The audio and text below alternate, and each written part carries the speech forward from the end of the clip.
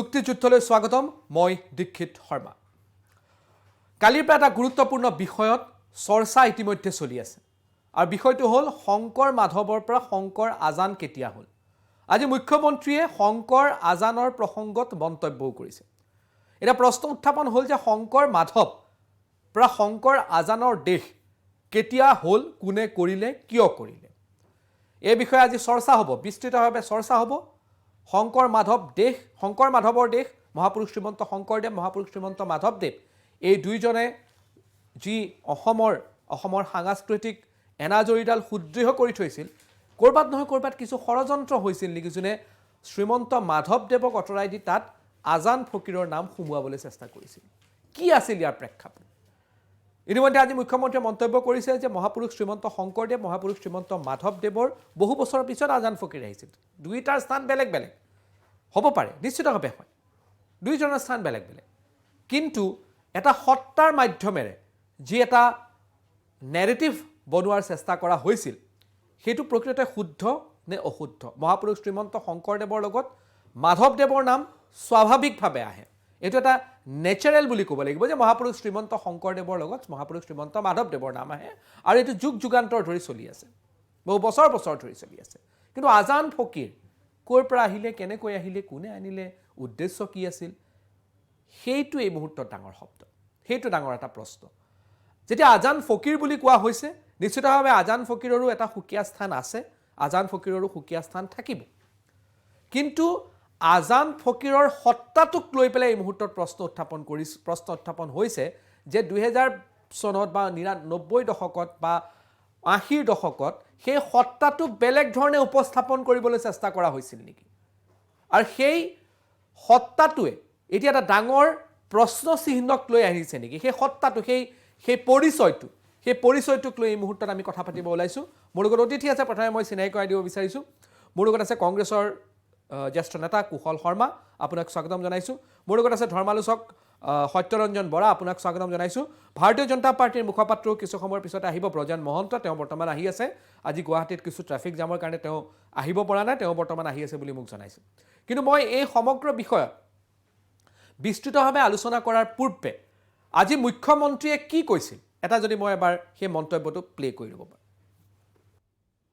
নিজৰ কি বিপৰীতে দিছে সপক্ষে দিছে নাজানো আমি জানো যে শংকৰ মাধৱ দুইজন একেলগে আছিলে আৰু আজান পীৰ 200 বছৰ পিছত আহিছিল গতিকে শংকৰ আৰু আজানৰ কেতিয়াও দেখা দেখিয়ে হোৱা নাই এইটো ঐতিহাসিক সত্য গতিকে মই কি কৈছোঁ শংকৰ মাধৱ নিজৰ জায়গাত থাকিব আজান পীৰ নিজৰ জায়গাত কি বিপৰীতে দিছে সপক্ষে দিছে নাজানো আমি জানো যে শংকৰ মাধৱ দুইজন একেলগে আছিলে আৰু আজান পীৰ 200 বছৰ পিছত আহিছিল গতিকে শংকৰ আৰু আজানৰ কেতিয়াও দেখা দেখিয়ে হোৱা নাই এইটো ঐতিহাসিক সত্য গতিকে মই কি কৈছোঁ শংকৰ মাধৱ নিজৰ জায়গাত থাকিব আজান পীৰ নিজৰ জায়গাত কি বিপৰীতে দিছে সপক্ষে দিছে নাজানো আমি জানো যে শংকৰ মাধৱ এয়া মুখ্যমন্ত্ৰী আজি মন্তব্য আছিলে ইয়াৰ বিষয়ত এটা মই যদি অপেনিং ৰিমাৰ্ক কুশল শৰ্মাৰ পৰা মই প্ৰথম আৰম্ভ কৰোঁ কংগ্ৰেছৰ স্থিতি হিচাপে কি ক'ব কুশল শৰ্মাই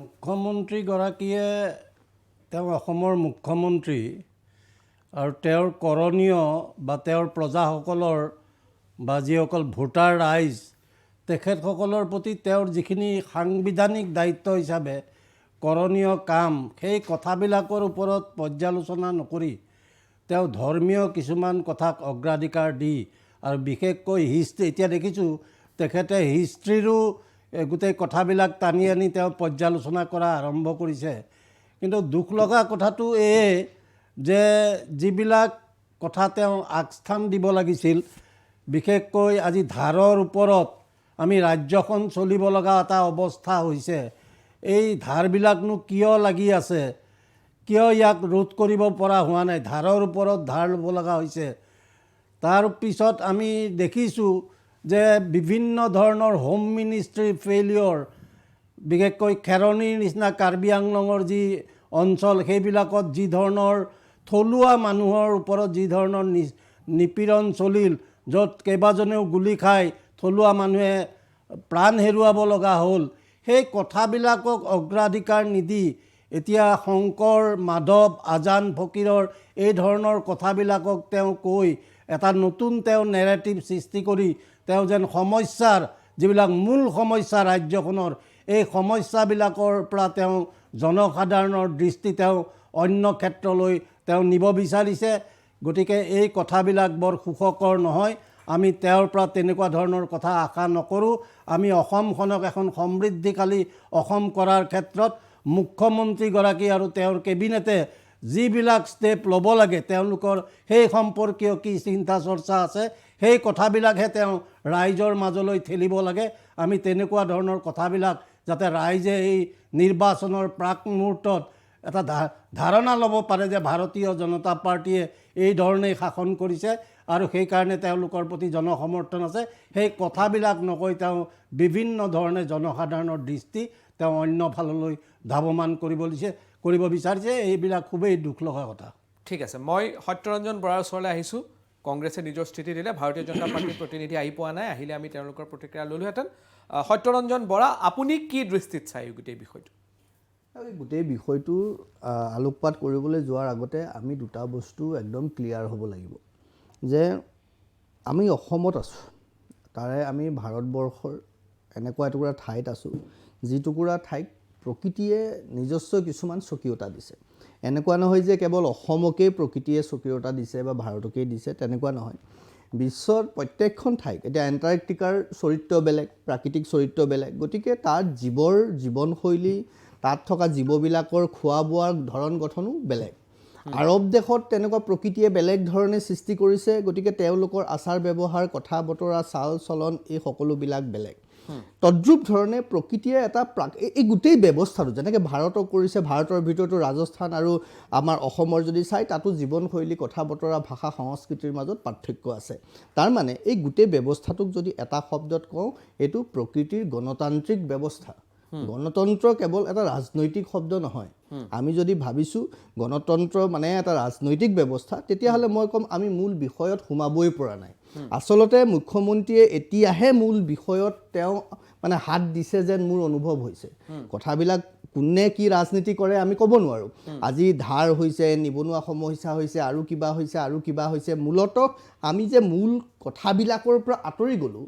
প্ৰকৃতিয়ে আমাক কি দিলে, আমি সেইখিনি নলৈ আমি প্ৰকৃতিৰ বেলেগ কিবা চিন্তা কৰিবলৈ যেতিয়াৰ পৰা আৰম্ভ কৰিলোঁ, তেতিয়াৰ পৰাই কিন্তু আমাৰ এই অথন্তৰবিলাক হৈছে। কাৰণ এই অথন্তৰবিলাক এই প্ৰকৃতিৰ লগত খাপ খাব নোৱাৰে। প্ৰকৃতিৰ নেচাৰেল যিটো ডেম'ক্ৰেচিৰ এগেইনষ্টে আমি একো কৰিব নোৱাৰোঁ। এতিয়া মই মূল বিষয়টোলৈ আহোঁ। মই কিয় ক'লোঁ কথাখিনি যে সনাতন ধৰ্ম দৰ্শনৰ একদম চিধা কথা, স্পষ্ট কথা আৰু ক্লিয়াৰ কথা, ইয়াত প্ৰত্যেকজন ব্যক্তি, ইয়াত মানুহ কি পন্থ উপপন্থ উপাসনা বাদেই দিয়ক, প্ৰত্যেকজন ব্যক্তিয়ে নিজৰ ধৰণে নিজৰ অধিকাৰ সাব্যস্ত কৰিব পাৰিব। প্ৰত্যেকজন ব্যক্তিয়ে নিজৰ মতে জীয়াই থাকিব পাৰিব, তাত কোনেও কাকো বাধা দিব নোৱাৰে। মাথো চৰ্ত এটা যে আপুনি আপোনাৰ অধিকাৰ ভোগ কৰিবলৈ গৈ আন 10জনৰ ক্ষতি সাধন কৰিব নোৱাৰে। এতিয়া যিটো প্ৰসংগ আহিছে, শংকৰ মাধৱ নে শংকৰ আজান, আমি যেতিয়া স্কুলত পঢ়িছোঁ কেতিয়াও শংকৰ আজান বুলি পঢ়া নাই। আজিও যদি আপুনি চাই পাঠ্যপুথিত ক'তো শংকৰ আজান আপুনি নাপায়। শংকৰ আজান কেৱল আপোনালোকে পাব বাতৰি কাকতত, অসমৰ একাংশ বুদ্ধিজীৱীৰ আজিৰ তাৰিখৰ ৰচনাত, তেওঁলোকৰ কিছুমান গ্ৰন্থত, আৰু পাব আপোনালোকে মানে কিছুমান ৰাজনৈতিক নেতাৰ মুখত। তাৰ বাহিৰে পাঠ্যপুথিত সেই বিষয়বস্তু সোমোৱা নাই আৰু সোমাব নোৱাৰে। কিয় নোৱাৰে? প্ৰথম আমি যদি ৰিটেন চাওঁ, অন ডকুমেণ্ট যদি আমি চাওঁ, 2001 চনত আমি প্ৰথম দেখা পাইছোঁ শ্ৰীমন্ত শংকৰদেৱ সংঘৰ এখন অধিৱেশন হৈছিলে দদৰাত, তাত শংকৰ আজান ক্ষেত্ৰ বুলি কৈছে। তাৰপিছত আমি যদি অকণমান আগলৈ চাওঁ, কোনোবা এজনে কৈছে, কথাটো অকণমান চাব লাগিব কাৰণ সেইটো সঠিক বিষয় অহা নাই, যে অসম সাহিত্য সভাৰ মজিয়াটো এই বিষয়টো এবাৰ ওলাইছে। অসম সাহিত্য সভাৰ মজিয়াটো এই বিষয়ে আলোকপাত হৈছিল। তাৰ সঠিক তথ্যখিনি আমি আহৰণ কৰিব পাৰিলে আপোনাক ক'বলৈ ভাল পাম, সেইখিনি আমি এতিয়াও কৰিব পৰা নাই। নিশ্চয়। এতিয়া কথাটো হ'ল যে আমি আজান বুলি কাক কৈছোঁ? শংকৰ মানে কি, মাধৱ মানে কি? আমি আজান বুলি সেই ইৰাণৰ বাগদাদৰ পৰা অহা হজৰত নুৰ মিনাৰক তিৰস্কাৰ কৰিছোঁ নেকি? আমি আজান বুলি কৈ মুছলমানক তিৰস্কাৰ কৰিছোঁ নেকি, আমি ইছলামিক চিন্তাবিলাকক নস্বাত কৰিব খুজিছোঁ নেকি? মোৰ সিদ্ধান্ত সনাতন দৰ্শনৰ মতে মই যিটো উপলব্ধি কৰিছোঁ নাই কৰা। আমি হজৰত নুৰ মিনাৰ যাক আমি আজান ফকীৰ বুলি জানো সেই মানুহজনক অন্ততঃ আমি নস্বাত কৰিব খোজা নাই। আমি ইছলামৰ উপাসনা পদ্ধতি নস্বাত কৰিব খোজা নাই। ঠিক আছে, তেওঁলোকে আজান দিয়ে তাকো নস্বাত কৰিব খোজা নাই। সেইটো সনাতন, আৰু সেইটো যদি কৰোঁ তেতিয়াহ'লে মই সনাতন পৰিপন্থী চিন্তা কৰা হ'ব। কি কৈছোঁ, লাউড স্পীকাৰটো ইছলামৰ কোৰ কম্পনেণ্ট নহয়, কিন্তু আজানটো তেওঁলোকৰ ইছলামৰ কোৰ কম্পনেণ্ট। আজান তেওঁলোকে দিয়ক, কিন্তু লাউড স্পীকাৰটো বন্ধ কৰাৰ কথাহে কৈছোঁ, আজানটো বন্ধ কৰি দিয়ক বুলি আমি কোৱা নাই। এতিয়া এই আজানজন তেতিয়াহ'লে কাৰ বিৰোধিতা কৰা হৈছে? সেই আজান সেইজন ব্যক্তি যিজনক এতিয়া ইয়াত আমি মফিজুদ্দিন মহম্মদ হাজৰিকাৰ কথাও কওক, APJ আব্দুল কালামৰ কথাও কওক, তেওঁলোককতো আমি শিৰত তুলি ৰাখিছোঁ নহয়, তেওঁলোককতো আমি নস্বাত কৰি দিব খোজাই নাই, বৰঞ্চ আমি তেওঁলোকক গ্লৰিফাই কৰিব খুজিছোঁ। আমি চান্দ খাইক নস্বাত কৰিব খোজাই নাই, বৰঞ্চ আমি চান্দ খাইক গ্লৰিফাই কৰিব খুজিছোঁ। কিয় কৰিব খুজিছোঁ? তেওঁলোকৰ কণ্ট্ৰিবিউশ্যন কি ইয়াৰ প্ৰতি, আমাৰ অসমৰ প্ৰতি, আমাৰ সমাজৰ প্ৰতি? কাৰণ তেওঁলোক প্ৰত্যেকজনে এই ভাৰতৰ প্ৰতি, এই অসমৰ প্ৰতি, নিজৰ ভূমিৰ প্ৰতি সেই স্বকীয়তা স্বাভিমান, মই যিটো প্ৰথমে কৈছিলোঁ প্ৰকৃতিৰ প্ৰাকৃতিক যিটো গণতান্ত্ৰিক ব্যৱস্থা তাক সন্মান কৰি নিজৰ কামবিলাক কৰি গৈছে। এতিয়া তেতিয়াহ'লে সেই আজান কোন? হয় কওক, আপুনি কওক, অলপ চমু কৰিব।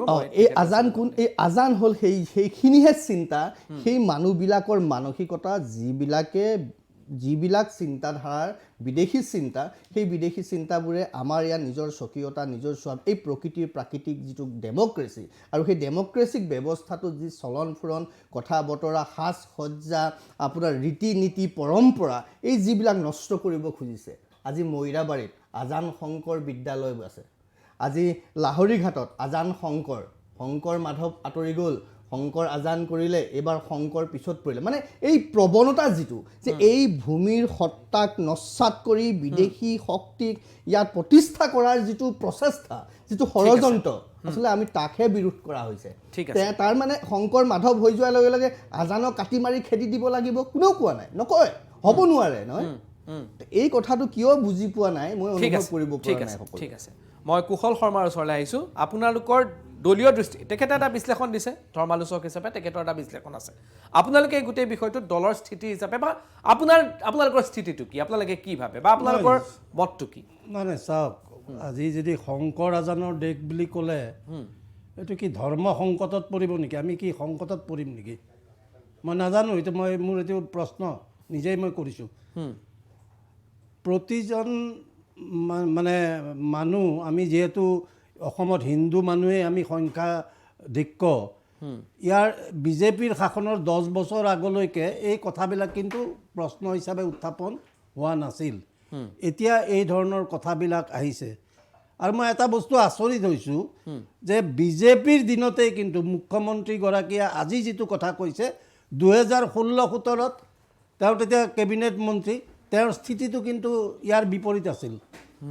মই এইটোৱে জনাব খুজিছোঁ আপোনালোকক যে শংকৰ আজানৰ অভিধালৈ অসন্তুষ্ট মুখ্যমন্ত্ৰীয়ে পূৰ্বে খুদ 2016-17 চনত নিজেই আজান পীৰ আৰু চুফীবাদৰ আদৰ্শই বিশ্বত স্থায়ী শান্তি স্থাপনৰ গুৰুত্বপূৰ্ণ ভূমিকা গ্ৰহণ কৰিব পাৰিব বুলি তেওঁ কৈছিলে, তেওঁৰ ভাষণত তেওঁ কৈছিলে, এছেম্বলিত কৈছিলে। গতিকে আজি তেওঁ আকৌ এটা নতুন স্থিতি লৈছে। তেওঁ যি ধৰণে কৈছে বা যি ধৰণে ধৰ্মীয়ভাৱে ভাৰতীয় জনতা পাৰ্টি বা তেওঁলোকৰ সমৰ্থকসকলে ব্যাখ্যা কৰিব খুজিছে, মই আচলতে এই ধৰণৰ ব্যাখ্যাবিলাকত আমি ভাবোঁ যে আমি যিহেতু এখন ধৰ্ম নিৰপেক্ষ দেশ, এই ব্যাখ্যাবিলাকত বেছি আগবঢ়াতকৈ আমি এখন ইলেক্টেড গভৰ্ণমেণ্ট আমি পাইছোঁ, এখন চেণ্টাৰত চেণ্ট্ৰেল গভৰ্ণমেণ্ট আছে, ষ্টেটত ষ্টেট গভৰ্ণমেণ্ট আছে, গাঁৱত গাঁও পঞ্চায়ত আছে, মিউনিচিপালিটি, টাউনবিলাকত মিউনিচিপালিটি আছে, সকলোৱে এখন চৰকাৰ, আৰু এই চৰকাৰবিলাকৰ দায়িত্বটো যিহেতু সংবিধানত সুনিৰ্দিষ্ট কৰি দিয়া হৈছে। আমি যিহেতু দেশৰ নাগৰিক, আমি বিচাৰিম যে তেওঁলোকক যিবিলাক দায়িত্ব ন্যস্ত কৰা হৈছে তেওঁলোকে সেই দায়িত্ববিলাক পালন কৰিছে নাই। আমাক আচলতে চৰকাৰে সেই কথাবিলাক জনাৰ সুবিধা দিব লাগে। আজি সংসদত দীঘলীয়া আলোচনা নহয়, আজি এছেম্বলিত দীঘলীয়া আলোচনা নহয়, হুলস্থুলতে বেছি সময় পাৰ কৰি যায়।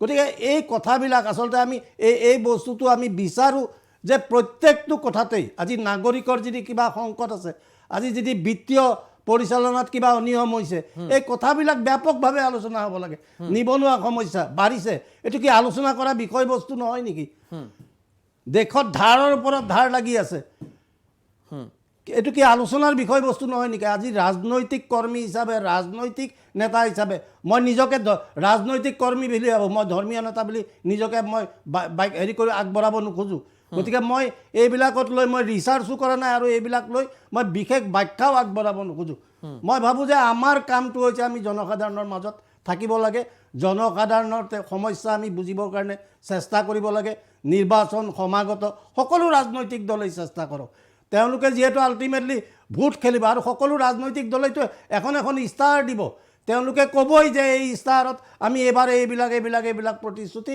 আমি ৰাইজৰ কাৰণে আমি যদি আহোঁ আমি এইবিলাক কৰিম এই যিটো তেওঁলোকে যোৱা 10 বছৰত দি আহিছে এই কথাবিলাক কিন্তু তাত অহা নাই নাহা কথাবিলাকক বেছি আলোচনা কৰি থকা হৈছে আৰু যিবিলাক থকা কথা সেইবিলাকক ইচ্ছাকৃতভাৱে এভইড কৰা হৈছে পাৰ্লামেণ্টত তাৰ উত্তৰ দিয়া নহয় এছেম্বলিত তাৰ উত্তৰ দিয়া নহয় মিউনিচিপালিটিবিলাকক ধৰক বৰক কৰি ৰখা হৈছে গতিকে এই ধৰণৰ কথা বাৰ্তাবিলাক আমি এখন চৰকাৰ সি ৰাজ্য চৰকাৰেই হওক সি চেণ্ট্ৰেল গভৰ্ণমেণ্টেই হওক সি মিউনিচিপাল চৰকাৰেই হওক পঞ্চায়ত চৰকাৰেই হওক আমি নাগৰিক হিচাপে আমি ৰাজনৈতিক কৰ্মী হিচাপে আমি তেনেকুৱা ধৰণৰ আমি চৰকাৰৰ পৰা আমি আশা নকৰোঁ সেইকাৰণে আমি সদায় ধৰ্মতকৈ শাসনৰ ক্ষেত্ৰত আমি এই কথাবিলাকক আমি বেছি মানে কংগ্ৰেছৰ বিৰুদ্ধে এইটোৱে অভিযোগ উত্থাপন হৈ থাকে যে আপোনালোক এনেধৰণৰ ক্ষেত্ৰত সফট হৈ যায় তেওঁলোকৰ বিৰুদ্ধে আমি যদি সব তেওঁলোক তাৰমানে হাৰ্ড হয় নেকি এওঁলোক বেছি তেওঁলোকেতো সেইটোৱে দাবী কৰে যে সংখ্যা লঘুৰ প্ৰতি আপোনালোকৰ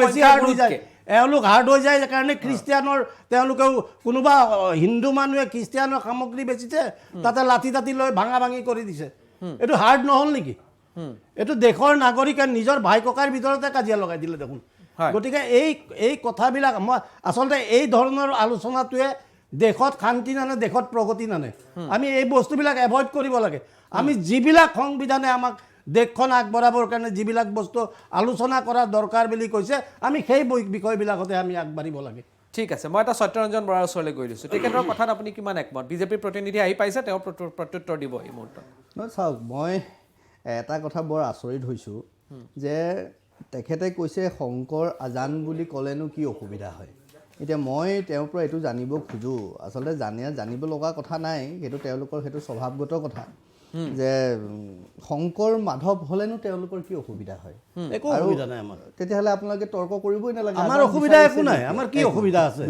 কিন্তু আপোনালোকে আজানটোকো নস্যাৎ কৰিব নালাগে তেওঁলোকক লৈও কিছুমানৰ চেণ্টিমেণ্ট আৰু এইটো আলোচনাৰ আচলতে টপিকেই হোৱা উচিত নহয় মই আৰম্ভণিতে যিখিনি বক্তব্য দিলোঁ তেতিয়াহ'লে বোধহয় শৰ্মাদেৱে হয় মোৰ বক্তব্যখিনি নুশুনিলে নহয় বক্তব্যখিনি অলাগতিয়াল বুলি ভাবিলে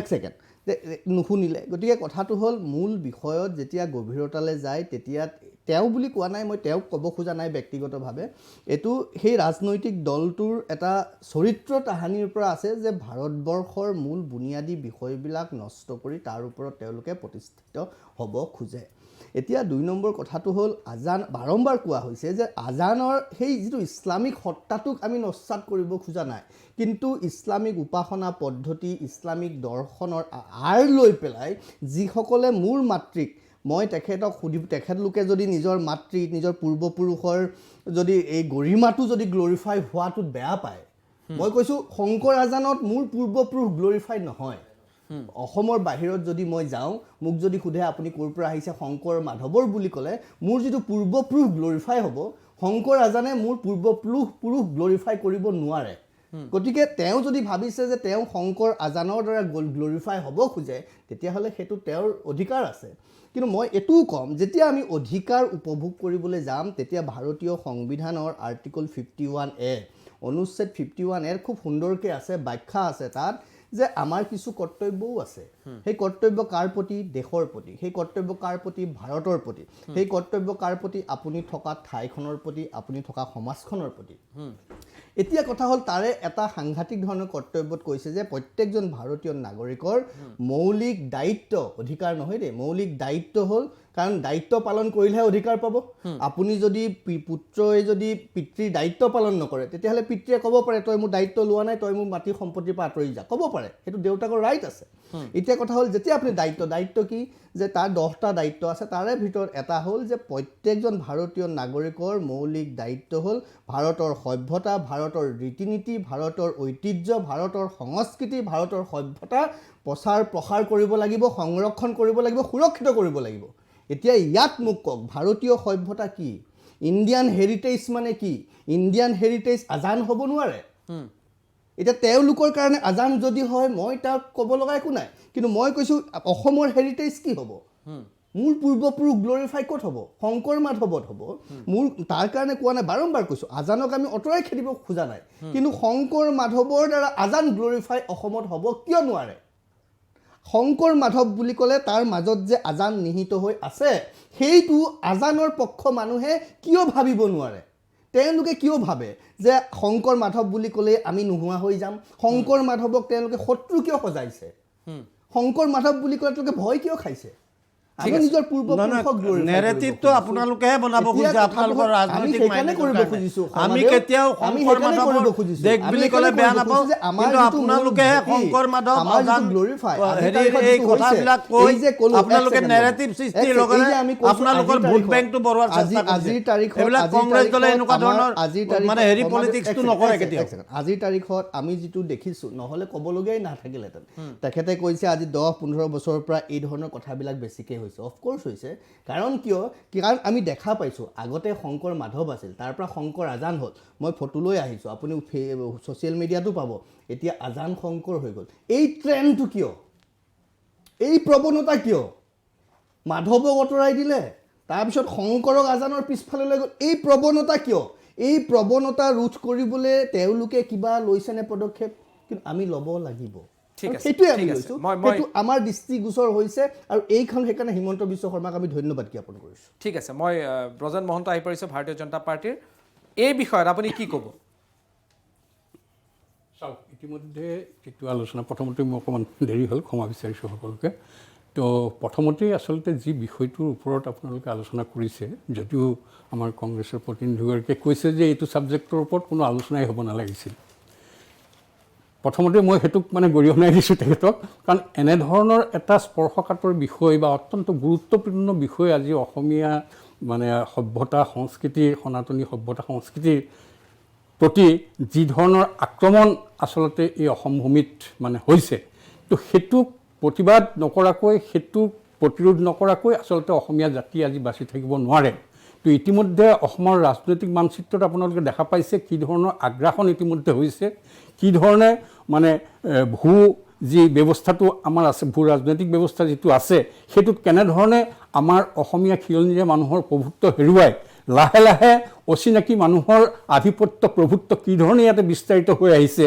আৰু সেইসকলে যি নেৰেটিভটো আজি বনাবলৈ বিচাৰি আছে সেইটো হ'ল এইখন শংকৰ আজানৰ দেশ আচলতে এইটো শংকৰ আজানৰ দেশ বুলি আমি কোনো কাৰণতে সেইটো মানি ল'ব নোৱাৰোঁ সমাধামৰীয়া অনুগ্ৰহ কৰি মোৰ বক্তব্যটো শুনক মোৰ বক্তব্যটো শুনি লওক তাৰপিছত আপোনালোকে কওক অচিনাকি মানুহৰ এই যিটো দপদপনি সেই দপদপনিটিক ৰোধ কৰাৰ কাৰণে আচলতে অসমীয়া সনাতনী সভ্যতাক যদি আমি বচাই ৰাখিব লাগে তেতিয়াহ'লে নিশ্চিতভাৱে আজি এইখন শংকৰদেৱৰ দেশ নে আজান পীৰৰ দেশ এই কথাটো আমাৰ নৱপ্ৰজন্মই গম পাব লাগিব আগতেও শংকৰ আজান নাছিল মাজত আহিল শংকৰ আজান যেতিয়াই মুছলিম প্ৰীতিৰ অৰ্থাৎ এই তুষ্টিকৰণৰ ৰাজনীতি কংগ্ৰেছৰ ফালৰ পৰা বেছিকৈ আৰম্ভ হ'ল এই অসম ভূমিত তেতিয়াই লাহেকৈ সেই আজান ফকীৰৰ নামটো আহিল শংকৰদেৱৰ জন্মৰ কেইবা দশকৰ পিছত কমেও 2000 বছৰৰ পিছত আহিছিল ভাৰতবৰ্ষলৈ বা অসমলৈ সেই বাগদাদৰ পৰা আজান পীৰ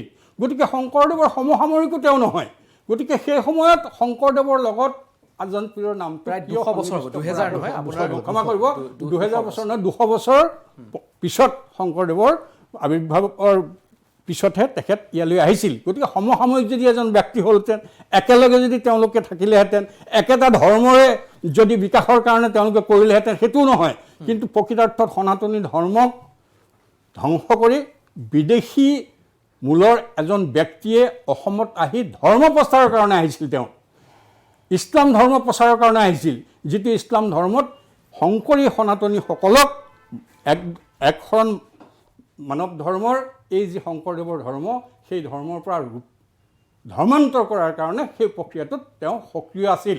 তেওঁৱেই প্ৰথম ব্যক্তি যিজনে আহি আৰবী ভাষাত ইয়াতে তেওঁলোকে উৰ্দু ভাষাত অৰ্থাৎ ইয়াতে আজান দিয়াৰ ব্যৱস্থা তেওঁলোকে কৰিছিল। সেই ব্যক্তিজনেই হ'ল আজান। গতিকে আজানৰ আইডেণ্টিটি আমি কাৰ মাজত বিচাৰি পাম? অসমীয়া জাতি সত্তা যদি বাচি থাকিব লাগে, অসমীয়া খিলঞ্জীয়া লোক যদি বাচি থাকিব লাগে, তেতিয়াহ'লে শংকৰ মাধৱৰ দেশ হিচাপে এইখন থাকিব লাগিব। ইয়াতে আজান পীৰৰ দপদপনি আচলতে নচলিব। তো গতিকে আজি মুছলিম তুষ্টিকৰণৰ যি ৰাজনীতি কংগ্ৰেছৰ, সেইকাৰণে তেখেতসকলে এই বিষয়টোলৈ আলোচনা কৰিবলৈ তেওঁলোকে নিবিচাৰে, বা সেইটোৰ সন্দৰ্ভত কিবা বক্তব্য যদি কোনোবাই ৰাখে বা মানে অসমীয়া সনাতনী সভ্য তাৰ সপক্ষে যদি কোনোবাই বক্তব্য ৰাখে, তেতিয়া তেওঁলোকৰ মানে গা ভিজ যায়। সেইকাৰণে আচলতে এই বিষয়টোত আলোচনাই হ'ব নালাগে বুলি তেওঁলোকে মানে ক'ব বিচাৰিছে। কিন্তু আজিৰ তাৰিখত যি ধৰণৰ এটা ৰূপান্তৰৰ ব্যৱস্থা হৈ আছে, মানে আমাৰ সমষ্টিসমূহ জনগাঁথনিসমূহ যি ধৰণে ৰূপান্তৰ হৈ আছে, নিশ্চয় আপোনালোকে লক্ষ্য কৰিছে। এই অচিনাকি মানুহসকলে লক্ষ লক্ষ হাজাৰ হাজাৰ বিঘা, এতিয়ালৈকে প্ৰায় 60 লক্ষতকৈও অধিক বিঘা মাটি তেওঁলোকে অৰ্থাৎ চৰকাৰী মাটি PGR VGR তেওঁলোকে দখল কৰিছে। আৰু সেই দখলমুক্ত মাত্ৰ এতিয়ালৈকে 1,45,000 বিঘা মাটিহে আজি পৰ্যন্ত হৈছে। আৰু যেতিয়া সেই মাটি দখলৰ অভিযান সেই অচিনাকি মানুহসকলৰ হাতৰ পৰা PGR VGR যেতিয়া দখল কৰিবলৈ গৈ আছে, হিমন্ত বিশ্ব শৰ্মা ডাঙৰীয়াৰ নেতৃত্বাধীন চৰকাৰখনে, তেতিয়াই কংগ্ৰেছে তাতে বাধাৰ সৃষ্টি কৰি আছে। ঠিক আছে, মই কংগ্ৰেছৰ পৰা প্ৰতিক্ৰিয়া ল'ব লাগিব। কুশল শৰ্মা ডাঙৰীয়া। নাই চাওক, এখেতে সম্পূৰ্ণ ফাঁকি কথা কিছুমান কৈ আছে। আজি 6 ছিডিউলৰ কাৰ্বি আংলঙত কি ঘটনা হৈ আছে, তেওঁলোকে 6 ছিডিউলটোকেই ধাৰণাটোকেই নস্যাৎ কৰি দিব বিচাৰিছে। তেওঁলোকে আমাৰ কাৰ্বি ভাইসকলক তেওঁলোকে সুৰক্ষা দিব পৰা নাই। আজি মাটিবিলাক কাক দিয়া হৈছে? আগতে মাটি 2 কঠা 3 কঠা বা বিঘা এনেকৈ দিছিল, এতিয়া হাজাৰ হাজাৰ বিঘা কাক দি আছে? আম্বানী আদানীক। সেইবিলাক ক'ৰ মানুহ? সেইবিলাক তেওঁলোকৰ চিনাকি হ'ব পাৰে, অসমৰ ৰাইজে চিনি নাপায়। অসমৰ ৰাইজে ইমান বিকশতক চিনি নাপায়। অসমৰ যিবিলাক সৰু সৰু ইণ্ডাষ্ট্ৰিয়েলিষ্ট, সৰু সৰু ব্যৱসায়ী, এইবিলাকে আজিকালি কাম নাপায়। খিলঞ্জীয়া মানুহে আজিকালি কাম নাপায়। এওঁলোকে খিলঞ্জীয়া এইবিলাকৰ তেওঁলোকে ঘৰিয়ালৰ চকু পানী টুকে। তেওঁলোকে আচলতে কেইজনমান মাত্ৰ পুঁজিপতি মানুহক তেওঁলোকে কেনেকৈ অসমখন বিক্ৰী কৰিব পাৰে, গোটেই ভাৰতবৰ্ষখন বিক্ৰী কৰিব পাৰে, আৰু সেই ধনেৰে তেওঁলোকৰ পৰা পোৱা চান্দাৰ ধনেৰে কেনেকৈ নিৰ্বাচন খেলি তেওঁলোকে ভাৰতখন কুক্ষিগত কৰি ৰাখিব পাৰে, তেওঁলোকে সেই ধৰণৰে পৰিকল্পনাৰে তেওঁলোকে আগবাঢ়িছে। আজি আদানী ডাঙৰীয়াৰ এয়াৰপৰ্ট উদ্বোধন কৰিবলৈ প্ৰধানমন্ত্ৰীগৰাকীয়ে যি ধৰণে আহিলে, আমি লাজ পাইছোঁ। আচলতে এটা ব্যক্তিগত লোকপ্ৰিয় গোপীনাথ বৰদলৈ নাম নিচান নোহোৱা কৰি দিলে, 50 বছৰৰ কাৰণে লিজত দিছে। তাৰপিছত আদানী ডাঙৰীয়াই যি ধৰণে এয়াৰপৰ্ট কৰিলে, তাত আজি প্ৰধানমন্ত্ৰীগৰাকী আহিব নালাগিছিলে। তেওঁ ইমান তেনেকুৱাকৈ ব্যক্তিগত আইন কাৰোবাৰ অনুষ্ঠানত ফাংচনত তেওঁ যায় নেকি? গতিকে এই আমাৰ বুজিবলৈ বাকী নাই। দুগৰাকী আছে দেশখন চলাবৰ কাৰণে, দুগৰাকী আছে কিনিবৰ কাৰণে। গতিকে এইসকলৰ লিডাৰ হৈছে ভাৰতীয় জনতা পাৰ্টি। এখেতসকল অন্ধভক্ত। এখেতসকলক হয়তো ক'ৰবাত অলপ ললিপপ কিবা এওঁলোকে পায় নেকি আমি নাজানো, কিন্তু গোটেই অসম ভাৰতৰ কাৰণে এই 10টা বছৰত একেবাৰে যথেষ্ট মানুহে ত্ৰাহি ত্ৰাহি মধুসূদন কৰিব লগা হৈছে। আজি অসমীয়াৰ প্ৰাণৰ আপোন জুবিন গাৰ্গ ডাঙৰীয়াৰ হত্যাকাৰীকে তেওঁলোকে বিচাৰি উলিয়াব পৰা নাই। তেওঁলোকে ডাঙৰ ডাঙৰ কথা কৈ আছে। গতিকে এই কথাবিলাক অসমৰ মানুহে মৰ্মে মৰ্মে অনুভৱ কৰি আছে যে আমি কাৰ হাতত শাসন দিলোঁ। গতিকে এই 26ৰ নিৰ্বাচন আহি আছে, আপোনালোকে বিভ্ৰান্ত নকৰিব মানুহক। আপোনালোকৰ হাতত যদি এই 10 বছৰত কৰা কিবা গঠনমূলক কাম আছে, কিবা ভাল কাম আছে, তাৰ খতিয়ান লৈ আপোনালোকে ৰাইজৰ মানুহলৈ আহক, তাৰ ওপৰত নেৰেটিভ বনাওক, তাৰ ওপৰত যি নহ'লে আপোনালোকে এই ধৰণৰ মানুহক বিভ্ৰান্ত কৰিব খোজা কিছুমান আপোনালোকে কথা কৈ আপোনালোকে কিন্তু ঠিক আছে ভোট চুৰিৰ সহায়েৰে আপোনালোকে নিৰ্বাচন পৰিকল্পনা প্ৰতিক্ৰিয়া দিয়ক। চাওক, এটা কথা আছে অসমীয়াত, ওপৰলৈ থোৱালে নিজৰ মুখতে আহি পৰে। শৰ্মা ডাঙৰীয়াই ইতিমধ্যে যি বক্তব্যসমূহ ৰাখিলে, তেখেতে কাৰ্বি আংলঙৰ কথা কৈ আছে, তেওঁলোকে অচিনাকি মানুহক উচ্ছেদৰ কথা কৈ আছে।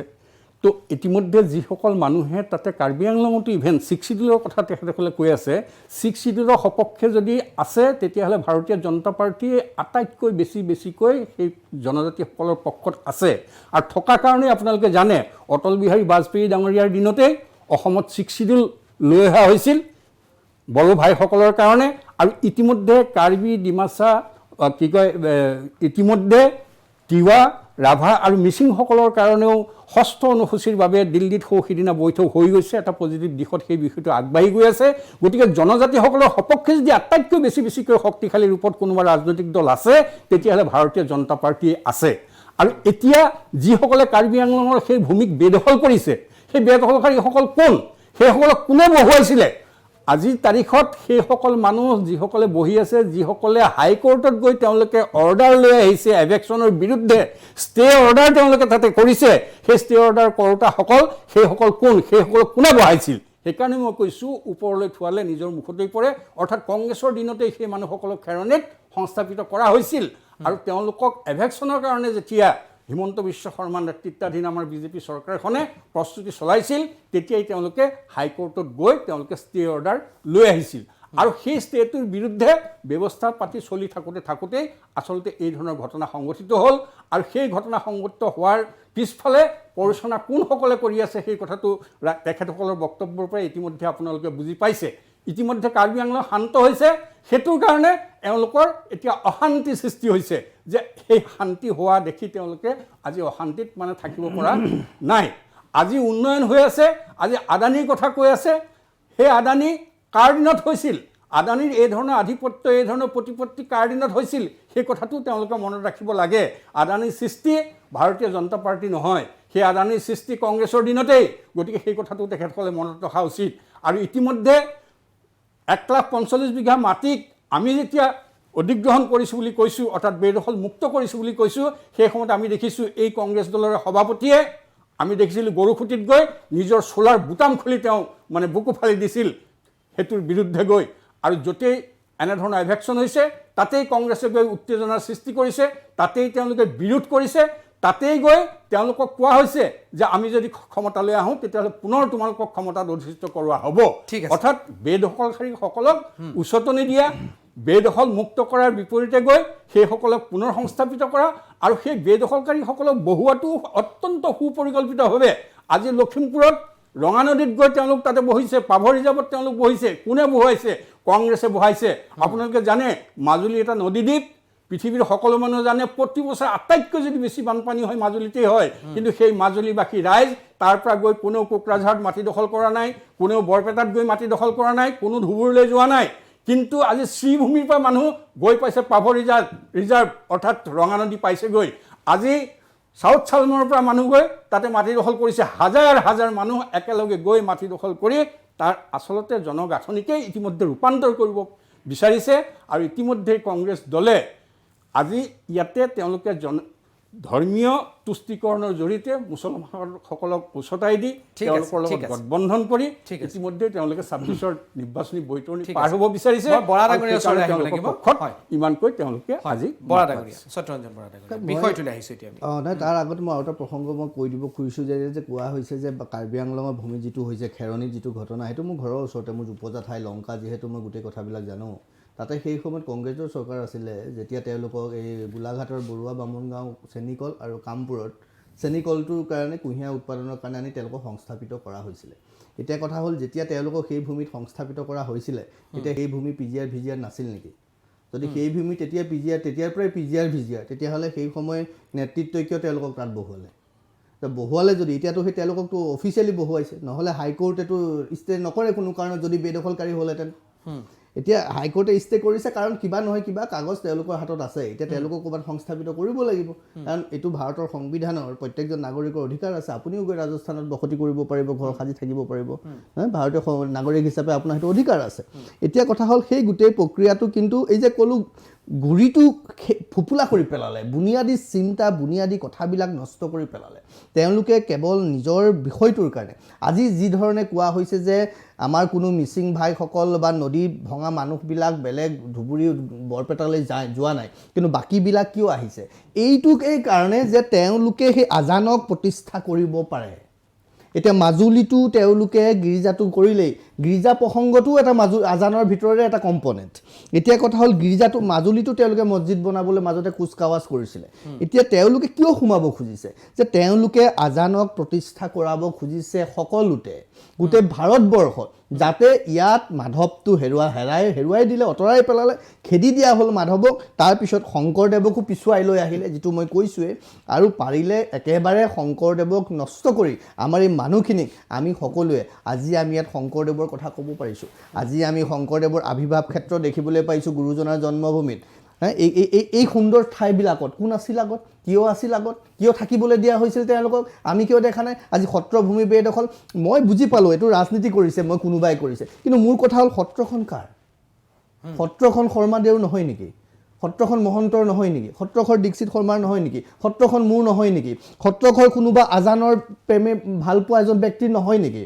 যে সত্ৰখন সংৰক্ষণৰ কথা ক'লেই তেওঁলোকৰ গাত কিয় লাগে? তেওঁলোকে বেয়া কিয় পায়? বৰঞ্চ তেওঁলোকে ক'বহে লাগিছিল মোৰ সত্ৰখন ভালকৈ ৰাখিবা দেই, মোৰ ঠাই টুকুৰা ভালকৈ ৰাখিবা দেই, মোৰ নামঘৰটো ভালকৈ ৰাখিবা দেই, মোৰ মন্দিৰটো ভালকৈ ৰাখিবা দেই। তাৰমানে এইটো নহয় যে তোমাৰ মছজিদটো বেয়াকৈ ৰাখিবলৈ কৈছোঁ, তাৰমানে এইটো নহয় যে তোমাৰ গীৰ্জাটো নষ্ট কৰি পেলাব কৈছোঁ। আমি কৈছোঁ তোমালোকে গীৰ্জা আছে, তোমালোকৰ মছজিদ আছে, কি কৰি আছে কৰি থাকা, কিন্তু আমাৰ যিটো পৰম্পৰা ৰীতি নীতি সেইবিলাকত চকু দি পেলাই নষ্ট কিয় কৰিব খুজিছা? আৰু সেই প্ৰক্ৰিয়াটোৱে কাৰণেই যে এইটো এষ্টাব্লিছ হৈ গৈছে যে লাহে লাহে লাহে লাহে লাহে লাহে জনগাঁথনিৰ পৰা আৰম্ভ কৰি গোটেই প্ৰক্ৰিয়াটো, আমি সেই প্ৰক্ৰিয়াটোৰ কথাহে কৈছোঁ। সেই প্ৰক্ৰিয়াটোৰ কাৰণে পুনৰ আমি মূললৈ যাব লাগিব। শংকৰ গুৰুৱে ক'ব নিচিনা গছৰ গুৰিত পানী দিয়া প্ৰসংগ, কিন্তু কেৱল পানী দিলেইতো নহ'ব, মাটিও লাগিব গছডাল থাকিবলৈ, বায়ু লাগিব, সূৰ্যৰ পোহৰো লাগিব। তাৰমানে সামগ্ৰিকভাৱে আমি মূলটো শক্তিশালী কৰিবলৈ হ'লে তাৰ চাৰিওফালে যিখিনি বস্তু আমাক প্ৰয়োজন হ'ব, যি চিন্তা আমাক প্ৰয়োজন হ'ব, সুস্থ বাতাবৰণ, সুস্থ পৰিৱেশ। আটাইতকৈ ডাঙৰ কথা কি জানে, আকৌ কৈছোঁ, তেওঁলোকে ধৰ্মৰ কথা নকলোৱে বা সংবিধানৰ প্ৰসংগই যদি কওঁ, ভাৰতৰ সংবিধানৰ ভাৰতীয় নাগৰিকৰ আন এটা মৌলিক দায়িত্ব কি জানে? যে বন জংঘল হাবি আদিৰ প্ৰতি সংৰক্ষণ কৰা, বনৰীয়া জীৱ জন্তুৰ প্ৰতি সংৰক্ষণ কৰা, সংবেদনশীল হোৱা। চৰ চাপৰি বন এৰিয়াবিলাক নষ্ট কোনে কৰিছে? তাৰ জলাশয় মাটি কোনে বেদখল কৰিছে? চৰ চাপৰি কোনে বেদখল কৰিছে? কিয় কৰিছে? তাৰমানে প্ৰত্যেকটো ক্ষেত্ৰত ঘাটে ঘাটে পদে পদে আমাৰ স্বকীয়তা, আমাৰ সভ্যতা সংস্কৃতিকটো নষ্ট কৰিছেই। তেওঁলোকে ভাৰতীয় সংবিধানখনৰ এটা কথাও তেওঁলোকে মানিবলৈ চেষ্টা নকৰে। কেৱল আৰ্টিকল 30 হ'বলা যি মাইনৰিটিৰ কথা আছে, তোমালোক মাইনৰিটি এনজয় কৰা না? মাইনৰিটি কোনে মানা কৰিছে তোমালোকে এনজয় কৰিবলৈ? এনজয় কৰা, কিন্তু তোমালোকে এনজয় কৰিবলৈ গৈ আমাক যেতিয়া নষ্ট কৰিবা, পোহনীয়া কুকুৰটোকো আপুনি কাষত বহাই লৈ যদি গুৰিয়াই থাকে, এটা সময়ত সি ঘেংকৈ মাৰে। আমি মানুহ, সত্তা থকা মানুহ, সনাতনী মানুহ, মহাভাৰতক বিশ্বাস কৰা মানুহ, কুৰুক্ষেত্ৰ হ'বলৈ বাধ্য কৰাব নালাগে। ঠিক আছে, কুশল শৰ্মা ডাঙৰীয়াৰ প্ৰতিক্ৰিয়া দিয়ক, তাৰপিছত মই ক্লজিং ৰিমাৰ্কলৈ যাম। চাওক, মানে কথাবিলাক ক'লে এনেকুৱা লাগে যেন সনাতনীবিলাক কংগ্ৰেছৰ ৰাজত্বৰ সময়ত নাছিলে। এনেকুৱা তেখেতসকলৰ যিবিলাক বক্তব্য, তেওঁলোক যেন যথেষ্ট উৎপীড়নৰ মাজত আছিল। অফক'ৰ্ছ আছিল, মানে যদি আছিলে তেতিয়াহ'লে সেইখিনি সময়ত আপোনালোকে মুখ বন্ধ কৰি কিয় কৰি আছে? সেইকাৰণেতো বন্ধ কিয় কৰি আছে? আপোনালোকে 10 বছৰতে খাল প্ৰমাণ,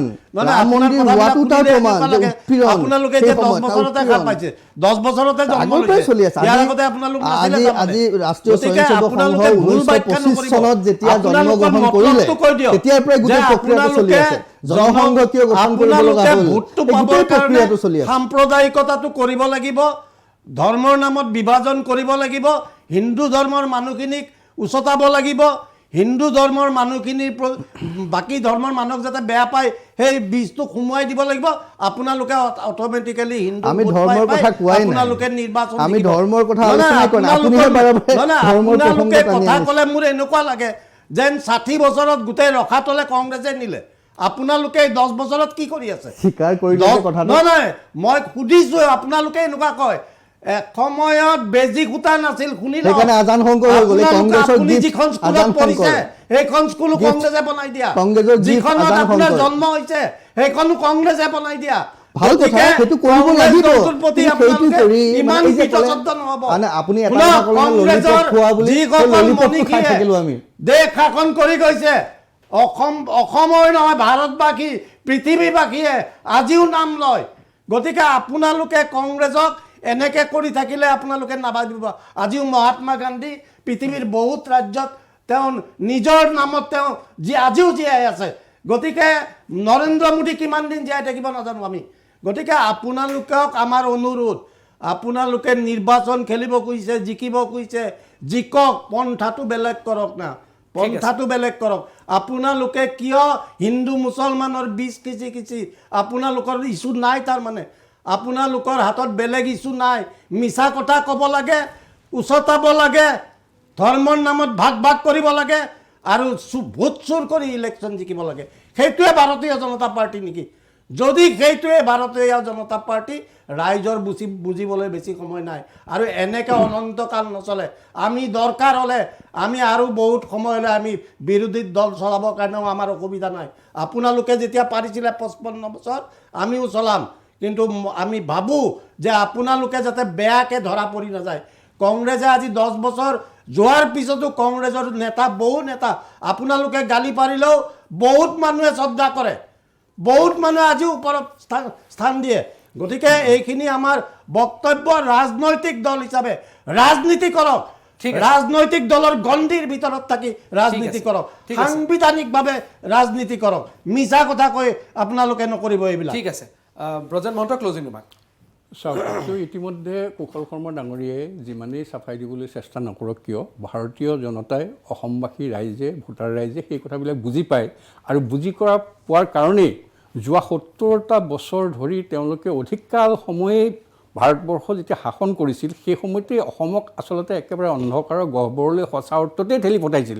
তেখেতে প্ৰশ্ন কৰিছে যে 60 বছৰত কি আছিলে ইয়াতে, সঁচাকৈ অন্ধকাৰৰ গহ্বৰলৈ ঠেলি পঠাইছিল। আৰু সেইকাৰণে তেওঁলোকৰ দুৰ্নীতি আৰু ভ্ৰষ্টাচাৰৰ বাবে অসমীয়া জাতিটোক ধ্বংসৰ কাৰণে তেওঁলোকে কবৰলৈ লৈ যোৱাৰ কাৰণে, শ্মশানলৈ লৈ যোৱাৰ কাৰণে যি প্ৰচেষ্টাবিলাক চলাইছিল, সেইটো কাৰণেই অসমবাসী ৰাইজে তেওঁলোকক ক্ষমতাৰ পৰা আঁতৰালে। আৰু অহা অনন্ত দিনৰ কাললৈকে, কিমান দিনলৈকে তেওঁলোকে ক্ষমতাৰ পৰা বাহিৰত থাকিব লাগিব তাৰ কোনো নিশ্চয়তা নাই। ইতিমধ্যে তেখেতেও এটা অনুমান কৰিব পাৰিছে কাৰণেই তেওঁ কৈছে যে আমি মানসিকভাৱে ইতিমধ্যে প্ৰস্তুত হৈছোঁ আৰু কিছুদিন যদি বাহিৰত থাকিব লাগে, অপজিশ্যনত থাকিব লাগে, আমি থাকি যাম। একেবাৰে বাস্তৱ কথা এটা তেখেতে কৈছে। তাতেই তেখেতে থাকিব লাগিব। এইটো কাৰণে শুনক, জুবিন গাৰ্গৰ নিচিনা হত্যাকাৰী যদি আপোনাৰ আলোচনাৰ সময় আছে নাজানো, সেইটো বিষয়ত যদি আলোচনা কৰে, সেইটো আপোনালোকে বহুত চেষ্টা কৰিছিল। আপোনালোকৰ সভাপতিগৰাকীয়ে উচতাবলৈ, কংগ্ৰেছ দলে ৰাইজক উচতাবলৈ বহুত চেষ্টা কৰিছিল। নেপাল সদৃশ পৰিস্থিতি সৃষ্টি কৰিব লাগে বুলি কৈছিল যে এনেধৰণৰ যদি ডাঙৰ মানুহ ক'ৰবাত মৃত্যু হয় তেতিয়াহ'লে বাইক জ্বলাই দিয়ে, ঘৰ জ্বলাই দিয়ে, গাড়ী জ্বলাই দিয়ে, এনেধৰণৰ ঘটনা সংঘটিত কৰে। এই ধৰণে উচতাবলৈ চেষ্টা কৰিছিল আপোনালোকে নেপাল সদৃশ পৰিস্থিতি কৰাৰ কাৰণে। কিন্তু অসমৰ জনতাই জানে যে ডক্টৰ হিমন্ত বিশ্ব শৰ্মা ডাঙৰীয়াৰ নেতৃত্বত অত্যন্ত সঠিকভাৱে জুবিনৰ হত্যাকাৰীসকলক কঠোৰ শাস্তি দিয়াৰ কাৰণে যি ধৰণৰ ব্যৱস্থা ল'ব লাগে, যি ধৰণে চাৰ্জশ্বিট সময় নহওঁতে তেওঁলোকৰ 100% শাস্তিৰ বাবে আগুৱাই লৈ যোৱা এই গোটেই কামটোৱে সম্ভৱ হৈছে হিমন্ত বিশ্ব শৰ্মা ডাঙৰীয়াৰ নিচিনা এজন দক্ষ মুখ্যমন্ত্ৰী থকাৰ কাৰণেই। অসমৰ ৰাইজে সেই কথা আজিৰ তাৰিখতো স্বীকাৰ কৰিছে, যিটো কাৰণে তেওঁলোকে নেপাল সদৃশ এক পৰিস্থিতি সৃষ্টি কৰিবলৈ কংগ্ৰেছে হাজাৰ চেষ্টা কৰাৰ পিছতো কিন্তু তেওঁলোক বিফল হ'ল। এতিয়াও তেওঁলোক চেষ্টাত আছে যদি কিবা এটা কৰিব পৰা যায়। গতিকে মই অসমবাসী ৰাইজে এই কথা গোটেইবিলাক বুজি পায়, সেইকাৰণে কংগ্ৰেছে আপোনালোকক ক্ষমতাৰ পৰা ৰাইজে গুচাব, ৰাইজে সিদ্ধান্ত ল'ব। বেছি দিন নাই আৰু 2 মাহৰ পিছত পৰীক্ষা হ'ব। হেৰিৰ মাজেৰে আপোনালোকক আমি আঁতৰাই পঠাম। তেতিয়া আপোনালোকে ভোট চুৰি বুলি ক'ব, তেতিয়া আকৌ আহিব। আজি গোটেই কথাটো ৰাজনৈতিক ফিল্ডত যেতিয়া থাকিব, তেখেতসকলে আজি ভাৰতীয় জনতা পাৰ্টীৰ তেওঁলোকৰ তহবিলত কিমান টকা আছে সেই কথাটো সকলোৱে 10,000 কোটিৰ অধিক টকা তেওঁলোকৰ জমা হ'ল 10 বছৰত 10,000 কোটি টকা। আৰু তেওঁলোকে কয় বা আমাৰ বোলে বহুত ভাল পাৰ্টি, আমি বহুত ধুনীয়াকৈ চলাই আছোঁ। এখন সমান মৈদানত খেলক না, মল্লযুদ্ধ যদি কৰিব আহে সমান মৈদানত খেলক এই পুঁজিপতি মানুহ কিছুমানক হাতত লৈ তেওঁলোকৰ চাণ্ডা ভয় ভীতি দেখুৱাই চাণ্ডা লৈ তেওঁলোকে কংগ্ৰেছ দলৰ বিৰুদ্ধে যুঁজি আছে তেওঁলোকে যুঁজি থাকক তেওঁলোকে আমি আমাৰ তহবিল নাথাকিলেও আমাৰ ধনবিদ নাথাকিলেও আমি যুঁজিম আৰু যুঁজিম জিকিম 2026ত অসমত গৌৰৱ গগৈ ডাঙৰীয়াৰ নেতৃত্বত এখন বিৰোধী মৰ্চাৰ চৰকাৰ হ'ব হোৱাটো 100% নিশ্চিত আৰু আমি তাৰ কাৰণে দিনে ৰাতিয়ে কাম কৰি আছোঁ ঠিক আছে সত্যৰঞ্জন বৰা ডাঙৰীয়া ক্লোজিং ৰিমাৰ্ক চাওক আমি আৰম্ভণিৰ পৰাই যিখিনি কথা কৈ থাকিলোঁ যে শংকৰ মাধৱ বুলি কোৱাৰ লগে লগে আমি আজানক দলিয়াই পেলোৱা নাই বৰঞ্চ আমি আজানকো ৰাখিব খুজিছোঁ আমি APJ আব্দুল কালাম চানখাইক গ্লৰিফাই কৰি নিজৰ লগত ৰাখিব খুজিছোঁ কিন্তু কিয় মই বুজি পোৱা নাই কংগ্ৰেছে বা কংগ্ৰেছৰ প্ৰতিনিধিগৰাকীয়ে বাৰে বাৰে আমি যেন আজান বুলি কৈ তেওঁলোকক কাটি মাৰি পেলাব খুজিছোঁ তেনেকুৱা এটা পৰিৱেশ নিৰ্মাণ কৰিব কিয় চেষ্টা কৰিছে তেওঁ বক্তব্যৰে মই বুজি পোৱা নাই আচলতে বোধহয় তেনেকুৱা হ'লে সেই মানুহখিনিও তেওঁলোকৰ পৰা আঁতৰি যাব তাৰ শংকা হয়তো তেওঁলোকে আৰু এটা কথা হৈছে ক'ৰবাত তেখেতৰ যিখিনি মই বক্তব্য আজি শুনিলোঁ তো ক'ৰ পৰা এইটো বস্তু মোৰ এনেকুৱা লাগিছে যে ক'ৰবাত অকণমান হতাশা হৈছে হতাশাগ্ৰস্ত নহ'ব আপোনালোকে চেষ্টা কৰি থাকক আপোনালোকে কৈছে ইতিমধ্যে বিৰোধীত থাকিবলৈ আপোনালোকে মনৰ পৰা ভিতৰৰ পৰা প্ৰতিশ্ৰুতিবদ্ধ হৈছে সংকল্পবদ্ধ হওক ভালকৈ কাম কৰক আৰু সঁচা কথাবিলাক গ্ৰহণ কৰি আগুৱাই যাওক তেতিয়া সকলোৱে গ্ৰহণ কৰিব আমি কেতিয়াও অন্ততঃ বেলেগৰ কথা ক'ব নোৱাৰোঁ আমি যেতিয়া মূল কথাটো কৈছোঁ সেই ভূপেনদাৰ প্ৰসংগই যদি কওঁ গানৰ কথাই মোৰ আইক ভাল পাওঁ বুলি ক'লে আনৰ আইক তিৰস্কাৰ কৰাটো নুবুজায় আমি মোৰ শংকৰ মাধৱ বুলি কোৱাৰ লগে লগে আজানক আমি দলিয়াই পেলাব খোজা নাই কিন্তু কৈছোঁ যে আমি নিজৰ সত্তাটো নিজৰ গ্লৰিফাই কৰিব খুজিছোঁ নিজৰ স্বাভিমান নিজৰ চিনাকি নিজৰ পৰিচয় আমি সেইটোহে কৰিব খুজিছোঁ আনৰ মাতৃকো আমি সন্মান কৰিম কিন্তু এনেকুৱা এটা পৰিৱেশ ৰচনা নকৰিব যে এই কথাটো ক'বলৈ গৈ আমি ক'ৰবাত এই ধৰণৰ কথা কৈছোঁ কাৰোবাক খেদিব খুজিছোঁ কাৰোবাক মাৰিব খুজিছোঁ কাৰোবাক কাটিব খুজিছোঁ তেনেকুৱা নহয় কিন্তু এটা কথা ঠিক যি আততাই যি মোৰ ঘৰ ধ্বংস কৰিছে ভূমি ঘৰ জ্বলাই দিছে মাটি বেদখল কৰিছে মিত্ৰ ভাৱত থাকি শত্ৰুতা কৰিছে নাৰী সতীত্ব হনন কৰিছে গৌ হত্যা কৰিছে এয়া গীতা ৰামায়ণ মহাভাৰত আৰু মহাপুৰুষ শ্ৰীমন্ত শংকৰ গুৰুজনাই কীৰ্তন ঘোষাৰ অজামিল উপাখ্যানত লিখা আছে এইবোৰ আততাই আৰু আততাই কি ধৰণৰ শাস্তি দিব লাগে সেইটো কিন্তু দিব লাগিব এয়া সনাতন সিদ্ধান্ত বন্ধুক বন্ধুভাৱে আৰু শত্ৰুক শত্ৰু জ্ঞান কৰি আমি আগুৱাই যাব লাগিব কাৰণ আমাৰ ইয়াৰ ৰক্ষা কৰাটো নিজৰ ঠাই নিজৰ ভূমি ৰক্ষা কৰাটো প্ৰথম আৰু শেষ কথা ঠিক আছে ধন্যবাদ জনাইছোঁ ব্ৰজন মহন্ত ডাঙৰীয়া ধন্যবাদ জনাইছোঁ কুশল শৰ্মা ডাঙৰীয়া আৰু সত্যৰঞ্জন বৰা ডাঙৰীয়া আপোনালোক তিনিজনকে ধন্যবাদ জনাইছোঁ ৰাজনৈতিকভাৱে এই মুহূৰ্তত ৰাজনীতিৰ যিটো ৰাজ্যৰ পথাৰ আছে সেয়া এতিয়া গৰম হৈ পৰিছে আজিৰ যুক্তিযুদ্ধ অনুষ্ঠানৰ পৰা মই ডিকেট শৰ্মাই বিদায় লৈছোঁ ধন্যবাদ নমস্কাৰ